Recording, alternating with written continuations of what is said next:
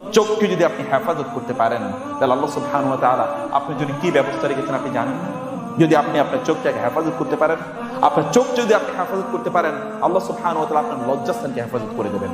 দেখেন না কোরআন আল্লাহ সুবহানাহু বলেছেন, কুলিল মুমিনুনা ইয়াগুদ্দু মিন আবসারিহিম ওয়া ইয়াহফাযু ফুরুজাহুম, যে তারা যদি তাদের চোখকে হেফাজত করতে পারে, তাহলে তারা তাদের লজ্জাস্থানগুলোকে হেফাজত করতে পারবে।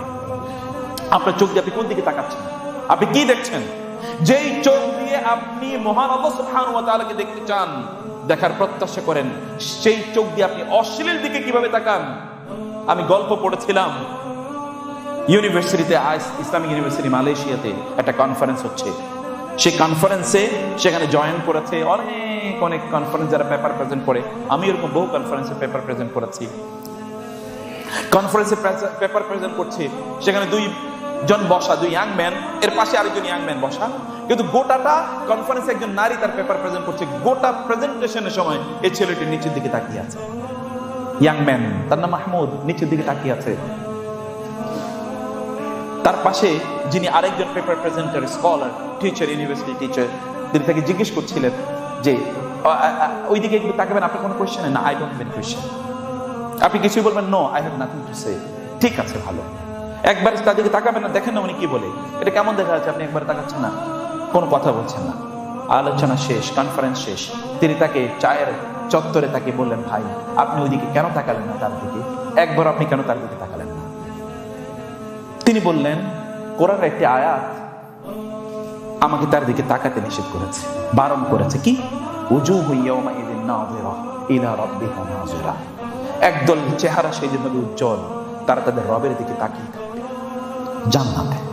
তিনি বললেন, যেই চেহারা দিয়ে, যেই চোখ দিয়ে আমি আমার রবকে দেখবো, ওই চোখ দিয়ে একজন অশ্লীল একজন নারীকে দেখা আমার লজ্জা লাগছে। যেই চোখ দিয়ে আমি আমার রবকে দেখবো, ওই চোখ দিয়ে একজন বেগানা নারীকে, আজনবী একজন নারীকে দেখবো, এটা আমার লজ্জা লাগছে। আমি এই চোখ নিয়ে আমার রবের সামনে কিভাবে দাঁড়াবো?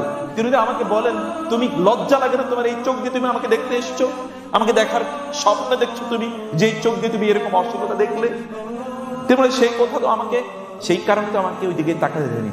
এই একটি শব্দ ওই পাশের যে যুবক তাকে জিজ্ঞেস করেছে, ওই পাশের যুবকের জীবন পরিবর্তন করে দিয়েছে। কোরআন একটা মাত্র শব্দ, উজুহু ইয়াওমাইযিন নাযিরা, উজুহু ইয়াওমাইযিন নাযিরা ইলা রাব্বিকা নাযিরা। আল্লাহর দিকে তাকিয়ে আপনার চোখ দিয়ে আপনি কিভাবে আল্লাহকে দেখবেন? আপনি একবার চিন্তা করেছেন, যদি আল্লাহ সুবহানাহু ওয়া তাআলা বলেন যে তোমার চোখ দিয়ে তুমি অশ্লীলতা দেখেছিলে, তুমি আমাকে আমার দিকে তাকাতে পারবে না? আল্লাহ সুবহানাহু ওয়া তাআলা কোরআনে শিখাতে বলেছেন,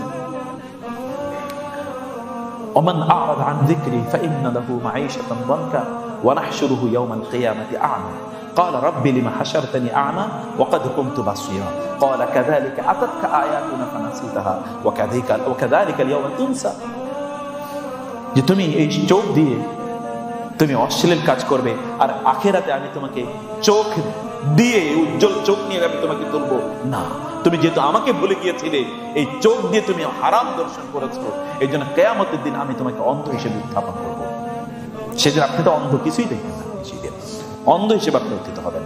চোখটাকে নিয়ন্ত্রণ করুন। যুবকদের অশ্লীলতা, যুবকদের এখন সেলিব্রেশন হয়ে গিয়েছে।